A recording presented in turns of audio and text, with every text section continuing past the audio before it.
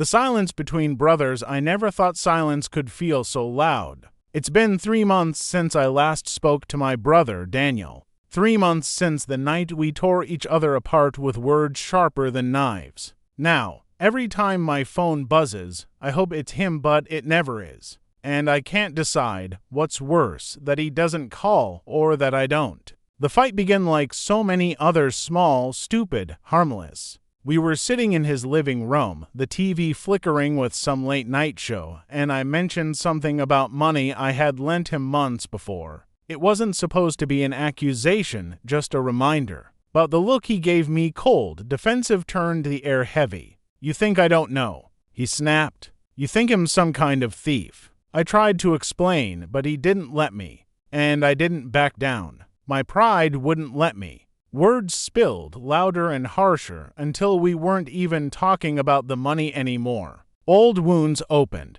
Childhood grudges, forgotten insults, the kind of hidden resentment only brothers carry deep in their bones. Suddenly, everything was dragged out into the open. "You always thought you were better than me," he shouted. "And you never once had my back," I fired back. The betrayal came not from the fight itself, but from what followed. Because in that moment, I realized Daniel didn't just disagree with me, he despised me. His eyes held years of anger I never noticed, or maybe refused to see. That night, I walked out. The door slammed between us, and so did the silence. Now, weeks later, the betrayal cuts deeper than any of his words. Because he was my brother, the one person who was supposed to stand by me when the world turned cruel. And instead, we've become strangers who share blood but not trust. I don't know if I should call him, if I should apologize, or if I should let the silence keep stretching until it becomes permanent.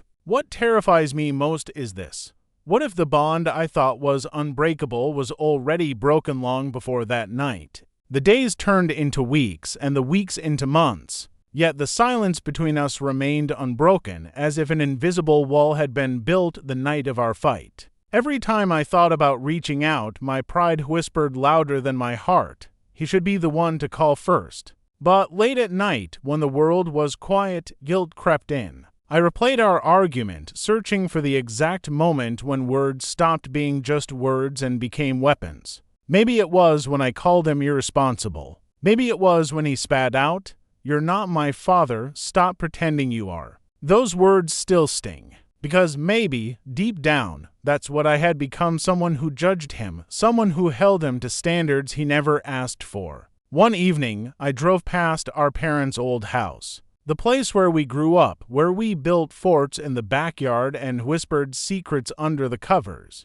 Memories flooded back, nights of laughter, shared troubles, promises that we would always have each other's backs. And now, here we were, strangers tied only by a shared past. That's when I realized the true betrayal wasn't the fight. It wasn't the money. It wasn't even the cruel words we threw at each other. It was the silence. Because silence can rot a bond faster than hatred. I tried to distract myself. Work, friends, late nights out. But everywhere I went, I was haunted by his absence. When my car broke down, my first thought was I should call Daniel. When I got good news at work, I instinctively reached for my phone to text him. Every instinct reminded me that brothers are supposed to be there for the big things, for the small things, for everything in between. And then came the day our cousin's wedding invitation arrived. I stared at the envelope, my chest tight, because I knew we'd both be there. For the first time in months, we'd be forced into the same room, the same air, the same space heavy with words unsaid.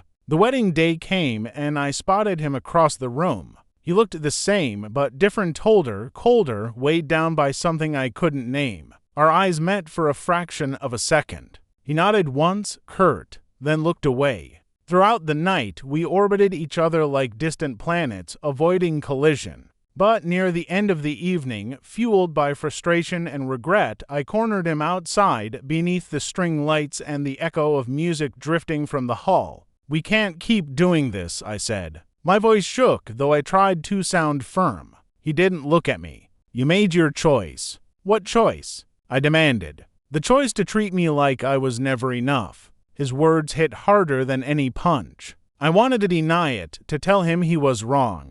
But the truth is, I had always held him against my own invisible measuring stick. I was the one who had graduated first, found stability first, built a life that seemed neater, cleaner. And maybe without realizing it, I made him feel small. That realization burned. "I'm sorry," I said, the words catching in my throat. "Not just for the fight. For all of it. For making you feel like you had to live up to me. I never wanted that. I just wanted my brother." For the first time in months, his eyes softened. Not forgiveness, not yet, but something cracked in the wall between us. The betrayal was real. The silence was real. But beneath it all, so was the bond we had almost destroyed. And in that fragile moment, I understood something I should have known all along. Betrayal doesn't always come from strangers. Sometimes it comes from the people you love most, the ones you expect to stand beside you no matter what. And when it does, you only have two choices: let the silence consume you, or fight like hell to break it.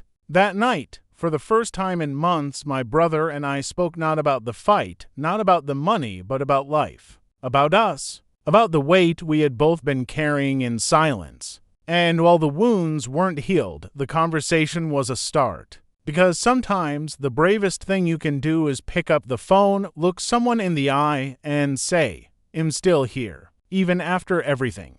After the wedding, we started talking again, but cautiously, like to people testing a frozen lake, afraid the ice might crack beneath their feet. A text here, a short call there. Nothing deep. Just surface words to prove we weren't strangers anymore. But even in that fragile truce, something lingered. A shadow? An unspoken weight. One night, after a long day at work, I found myself staring at my phone, debating whether to call him. Finally, I pressed dial. When he answered, his voice sounded tired, weary. "We need to talk," I said. "About what?" He replied sharply, defensive as always. "About everything," I whispered. There was silence on the line. Then he sighed, long and heavy. "Fine. Tomorrow? My place." The next evening, I drove over. His apartment was dim, cluttered, bottles on the table. He looked rougher than I remembered, dark circles under his eyes, a heaviness in his shoulders. We sat in silence for a while, the only sound the ticking of his old wall clock. Finally, I spoke. "You said I treated you like you weren't enough. Maybe you're right, but I need to know why you hate me for it instead of telling me sooner." His eyes narrowed. Then, to my surprise, he laughed bitterly. "You really don't get it, do you?" "Get what?" "That it wasn't just about money or your stupid pride. It was about trust. You betrayed me first." His words stunned me. "How?" He leaned forward, his jaw tight. "Do you remember 5 years ago when I was dating Emma?" I nodded. Of course I remembered. Emma had been the first girl he was truly serious about. I had even helped him pick out a necklace for her birthday. "I thought she was the one," he continued. "I trusted her. I trusted you. And then one night I found out she had been messaging you." My stomach dropped. "What?" He nodded, his eyes burning. "She told me you were there for her when I wasn't. That you were the one she could talk to. And when I asked you about it, you swore it was nothing. Just friendly advice. Just being a good brother. But I never believed you, and I never forgot it." His words hit like a storm. My mind spun back to those days, Emma crying on the phone to me after one of their fights, me listening, trying to calm her down. Yes, I had been there. Yes, I had texted her late at night. But I had never crossed the line. I thought I was helping. "Daniel," I said, my voice trembling, "I swear to you I never betrayed you with her. I never touched her. I never loved her. I was just trying to keep her from leaving you." But he shook his head. "You don't get it. It doesn't matter if you didn't sleep with her. You stepped into a space that wasn't yours. You made me feel like less of a man in my own relationship. That was the first crack between us. Everything since then just made it wider." I sat there, speechless, guilt and anger twisting together inside me. Had I really betrayed him without realizing? Or had his insecurities built a story that never existed? Either way, the damage was done. The fight about money, the silence, the resentment, it had all been sitting on top of this old wound, festering for years. I leaned back, covering my face with my hands. "So all this time you hated me because of something I didn't even know I did." "I didn't hate you," he said quietly. I envied you. You always had the answers, the stability, the respect. And when she turned to you instead of me, it just proved everything I feared, that I wasn't enough.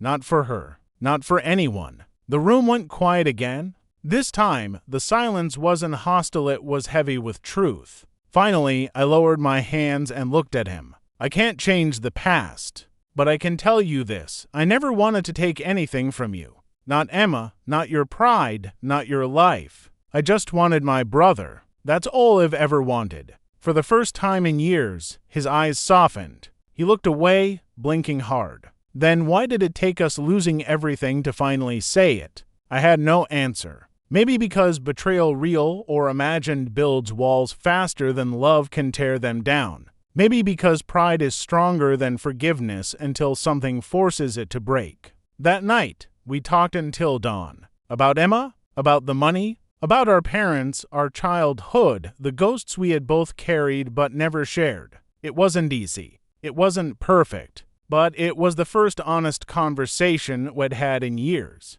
When I left his apartment that morning, the sun was rising, painting the sky in pale gold. I didn't know if we'd ever be the same again. But I knew one thing. Silence was no longer an option. Because betrayal had nearly destroyed us. But silence had almost buried us alive. And I wasn't willing to lose my brother forever.